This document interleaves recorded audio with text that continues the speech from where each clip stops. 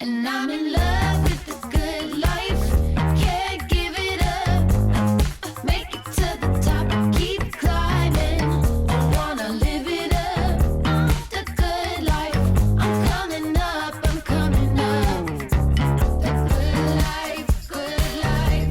Oh, good life. Good life. Good life. Good life. Boom, coming in hot, Chinchy. How we doing, brother?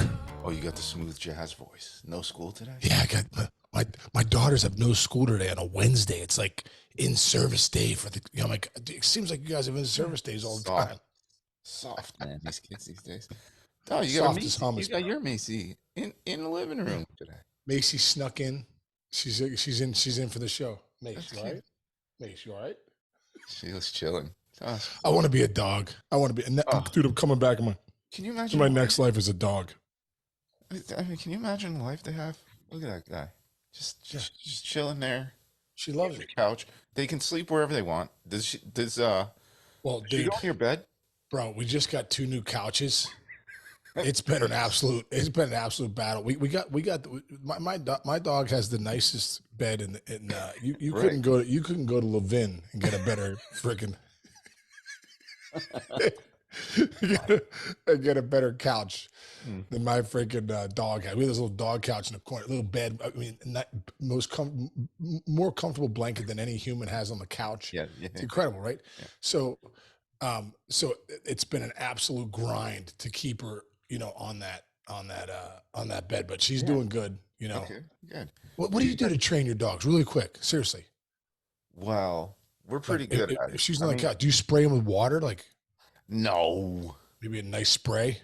You know what it really is? It's just like rinse and repeat. You just have to keep dogs love they get a lot of energy out when you're trying to teach them something and then you reward them with, a treat or something. Yeah, It's I don't repetition, reward her. dude. It's I repetition. just give her Like push-ups. a belly rub. Is that good?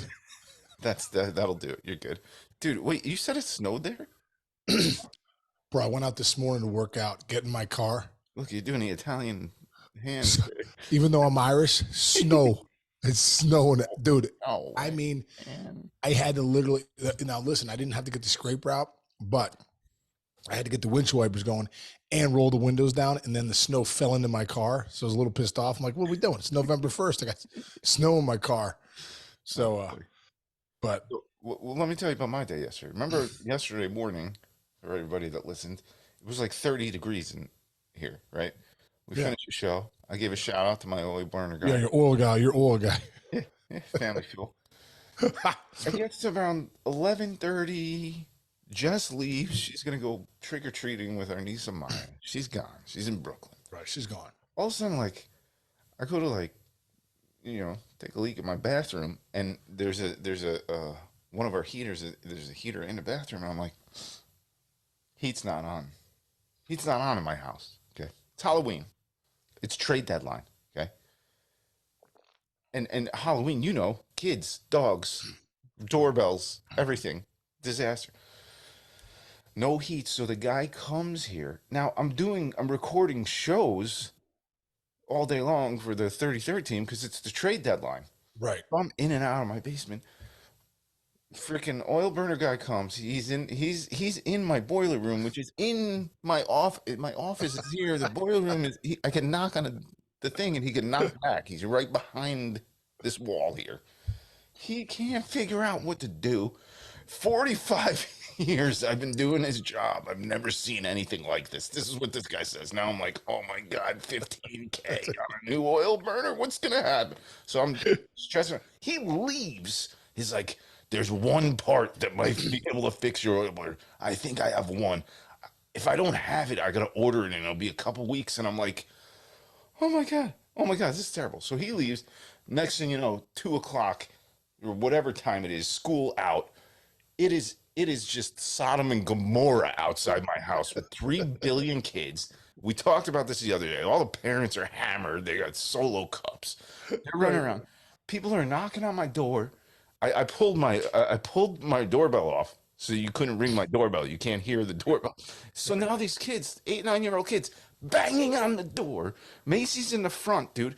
And then, thank goodness. Now, meanwhile, the oil burner guy's got my entire oil burner ripped up into pieces, like he's like building a Corvette or something. And I'm like, and I'm still doing this. I hear this bang, bang, bang. I run upstairs, dude. This is a true story. For some reason, I didn't have my front door locked. Right? 9, 10-year-old girl, when nobody's answering the door, opens my front door.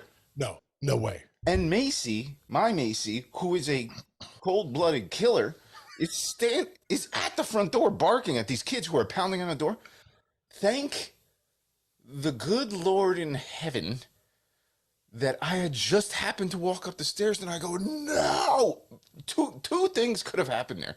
One, first of all, I slammed the door closed. Thank goodness I didn't get a finger, right? Right. I didn't hit the cross finger.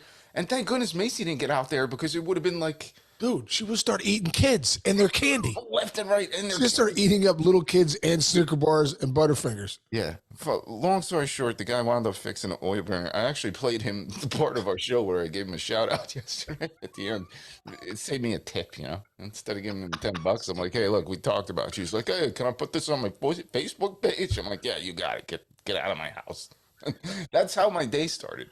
I'm sorry we haven't talked baseball yet, but I'm still traumatized by this experience. Dude, I think we'd all be traumatized about this. So did the girl, I want to know, the girl opened the door. Did she get in the house to... No, it was like hand.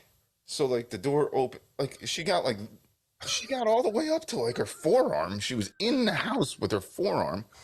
And I was like, she must have flown like 20 feet when I slammed the door back. I'm not kidding. I don't know what happened because I have a stoop, you know, this is like 2 steps to walk up. I probably kicked her clear. Did you slam her arm in the door? No, thank goodness she still had her hand on the door, not in the house. I'm telling you, I must have shot this girl about 35 feet across the street. She was like, you know, I guess the kids took off running, didn't they? They probably thought the house was haunted. Yeah, and now meanwhile, no matter what, I'm the crazy bad guy in the neighborhood now because everybody's giving out candy across the street. They know I'm home because the oil burner guy is walking in and out of my house, so they know I'm there. Did you have no candy for the kids? No, bro, they don't play that game around here. I did it 1 year. Dude, you're like Scrooge. You're the guy. They're like, don't go to the. They don't even know your name. They're like, don't go to the Chinchaminos house. Don't go to the office. This is my office, dude. I was working. If you were at work and kids started coming in and just asking for candy, you'd be like, what are you doing? This is a place of work. All right, this is enough of me. That's too much. Dude, on the flip side, really quick, about 4:45 yesterday, I realized, holy shit, I don't have any candy. Wait, you were out? You never went and got it? No, I had to go. No, I went and got like a 4:45. It starts at 6 Halloween. Oh, okay. So at 4:45, I'm on my couch, like, I got to go get some candy. And Sarah just called. So I'm like, hey, did you get candy? She's like, no, I haven't got anywhere. So I run out, dude. I go to Walgreens. Walgreens has like the, dude, I want to be the guy. I want to be the opposite of you. I don't want to be the guy that slams a little girl's thing in and my dog tries to bite him because I got no candy and I'm downstairs working. I want to be the guy that brings out, I got lights on out there, pumpkins. It's Halloween festivities, and I'm the guy that has the king size candy. Like, dude, I don't know. I don't just have like $25,000 on Halloween decorations for the front. I saw that video. That's Sarah's problem, dude. So I end up buying $105 worth of king size candy bars at Walgreens. My mom's like, "What are you nuts?" I was like, "What are you nuts?" I'm like, "It were two for $4 or something like that." She goes, "It's ridiculous." So anyway, bro, starts at 6. I don't get a knock on the door until like 7:10. I jump up as quick as you can. Meanwhile, Sarah's on her way home. She goes, "Hey, I bought candy bars." Like, "No, you didn't." I got every king size candy bar in the Pittsburgh area for the night for our house, right? So she comes home with candy bars. Do we have more candy? We don't even candy bars. We have millions of them. If any kids want to come back November 1st, if you listen to this, come over to my house. I got candy bars everywhere, king size, right? Kit Kats, Reese's. So, dude, 7:10, these like 8 girls walk up. I'm like, "What's up, girls?" I just start dishing out. Like, I give everyone. Yeah, dude, I messed up. I gave everyone one. Okay. And then I realized, what if no one comes back? I got 8 million king size bars. So sure enough, dude, I lucked out. These 8th graders, some of Jillian's buddies, like come guys, right? These kids, teenagers, they come up. Hey, Mr. Casey. I'm like, what's up, kids? I bring out the bucket. I'm like, take whatever you want. These kids turned into savages, dude. They're a king size Reese's, Kit Kat, freaking. What else? That I had every king size bar you could imagine, dude. M&Ms. These kids just they emptied me out. But thank God they did, Chinch, because no one. I had 2 groups of kids for 2 hours, dude. 2 groups of kids. I couldn't believe it. No, I had one little girl come. She's so cute. She wasn't Elsa. She was Rapunzel. Oh, that's cute. And I was like, here you go. Here's and Sour Patch Kids, whatever you want, honey. Take the bucket. You take the bucket.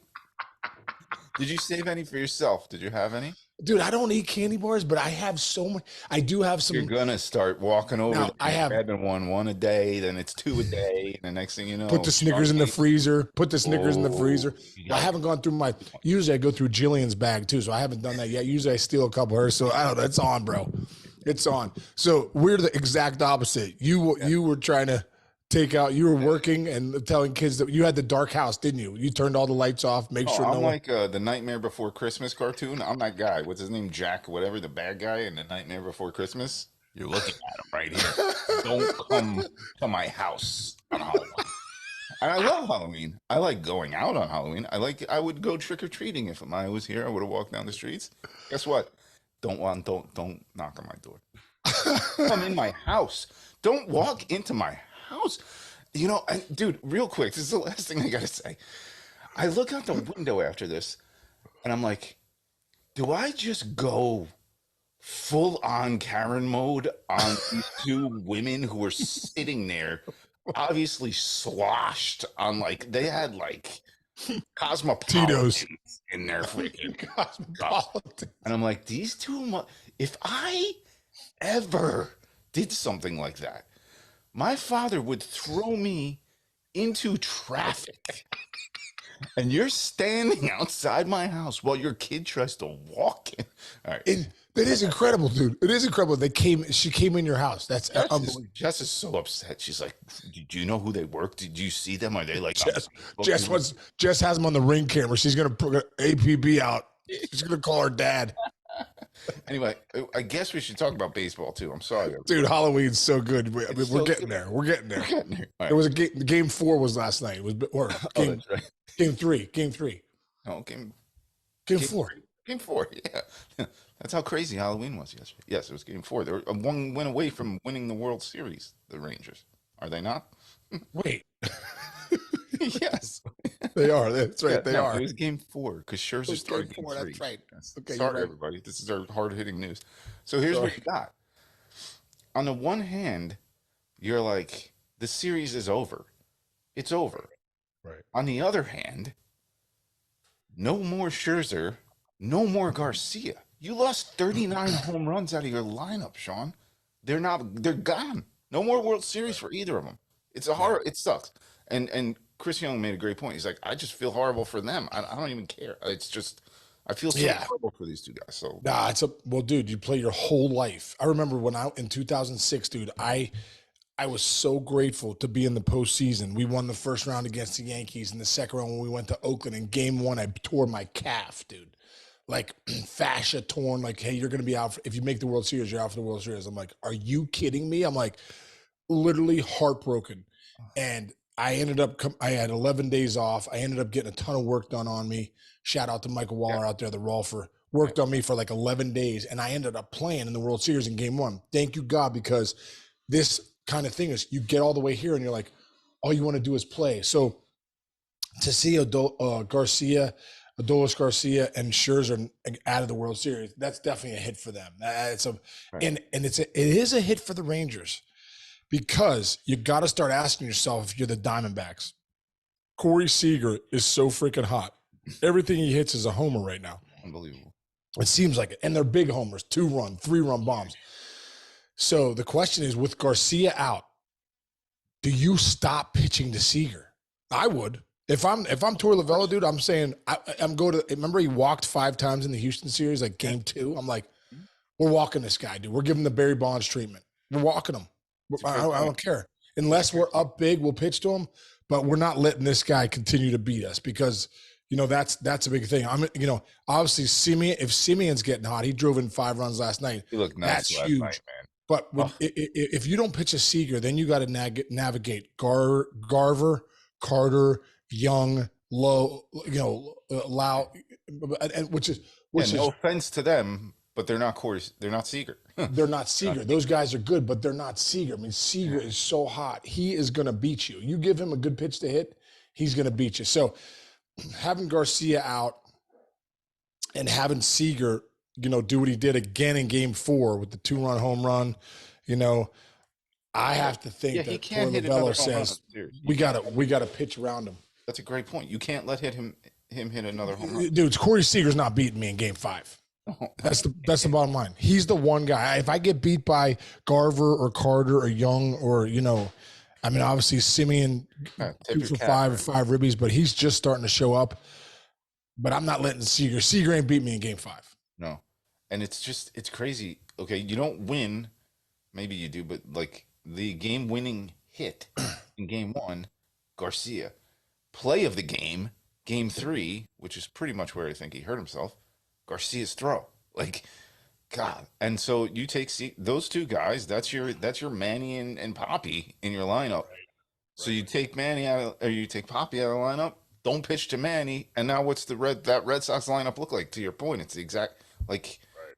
So right. You're up against it if you're the D-backs, and this is not the way you would want the series to go for anybody. And I'm sure the D-backs are bummed they're not seeing the best of the other team, but like. You got life, man. You got more life than most teams down 3-1 in the World Series.